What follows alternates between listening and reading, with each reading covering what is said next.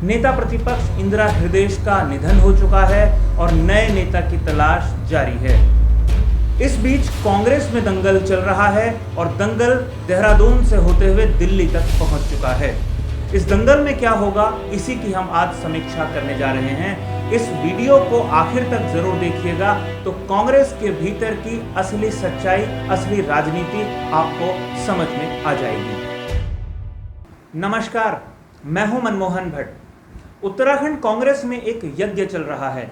यज्ञ है प्रदेश कांग्रेस कमेटी के प्रमुख यानी अध्यक्ष की कुर्सी को हथियाने का। इस यज्ञ में तमाम विधायक, तमाम आला नेता दिल्ली तक आहुति डालने के लिए पहुंच रहे हैं।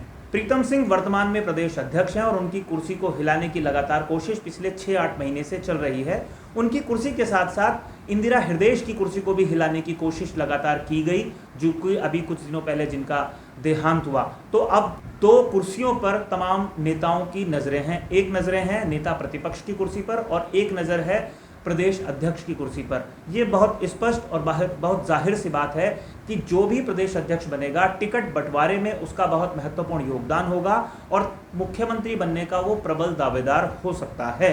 इसलिए इस कुर्सी का महत्व इस चुनाव से ठीक पहले काफी बढ़ जाता है। हरीश रावत खेमा बहुत जोर शोर से इस कुर्सी के लिए लामबंदी कर रहा है। हरीश रावत खेमे के 2-3 नेता हैं जो 2 कुर्सियों के लिए लगातार आगे बताए जा रहे हैं। एक तो प्रदीप टमटा, जो कि हरीश रावत के खास सिपा सालार हैं, राज्यसभा सांसद हैं, और दूसरे गोविंद सिंह कुंजवाल जो पूर्व कैबिनेट मंत्री और पूर्व विधानसभा अध्यक्ष रहे हैं, वो भी लगातार अपनी दावेदारी पेश कर रहे हैं, या कहें कि हरीश रावत इन दोनों की दावेदारी पेश कर रहे हैं। इन लोगों को चुनौती मिल रही है इन्हीं के उन लोगों से जो कभी इनके साथ कंधे से कंधा मिलाकर खड़े रहते थे। करण माहरा, जो कि सदन में उपनेता हैं, रानीखेत से विधायक हैं, प्रचंड बीजेपी की लहर में प्रदेश अध्यक्ष बीजेपी के अजय भट्ट को हराकर विधानसभा में पहुंचे थे, इसलिए उनको उपनेता बनाया गया था सदन का। उनको नेता प्रतिपक्ष बनाने के लिए भी एक लॉबी जुटी हुई है, जिसमें प्रीतम सिंह सबसे आगे हैं। करण माहरा को जो सपोर्ट पूरे कुमाऊं भर में मिल रहा है, उसमें सबसे बड़े नेताओं में जो नाम शामिल रहे हैं वो है रणजीत रावत। जी हाँ, ये वही रणजीत रावत हैं जो कभी हरीश रावत के सबसे करीबी साथी हुआ करते थे जब हरीश रावत मुख्यमंत्री हुआ करते थे। लेकिन आज की तारीख में चाहे वो करण माहरा हो और चाहे वो रणजीत रावत हो, दोनों ही हरीश रावत के पाले से खिसक कर प्रीतम सिंह के पाले में आ खड़े हुए हैं। पिछले महीने तक जब भी हरीश रावत का गुट भारी पड़ता था, हावी होता था, तो प्रीतम सिंह का सपोर्ट करने के लिए नेता प्रतिपक्ष इंदिरा हृदयेश हमेशा मौजूद रहती थी।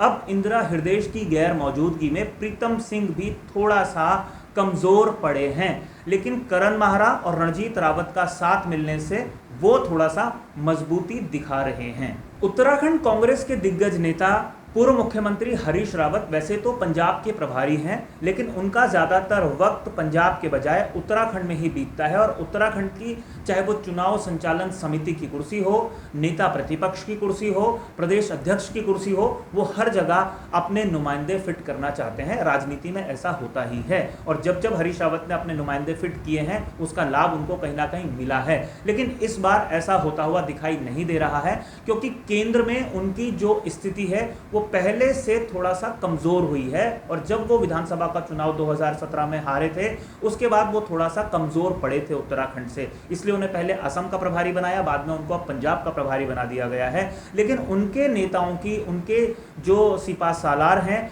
उनकी मौजूदगी और उनके पीछे हरीश रावत का अडिग रहना, पीछे खड़ा रहना उन नेताओं को मजबूती प्रदान करता है जो हरीश रावत खेमे में हैं। इस बार इस तरीके की कवायद चल रही थी, इस बात की चर्चा चल रही थी कि जो प्रदेश अध्यक्ष की कमान है वो किसी युवा नेता को दी जाए, ताकि जो आगे की राजनीति है कांग्रेस की उसको ध्यान में रखा जाए।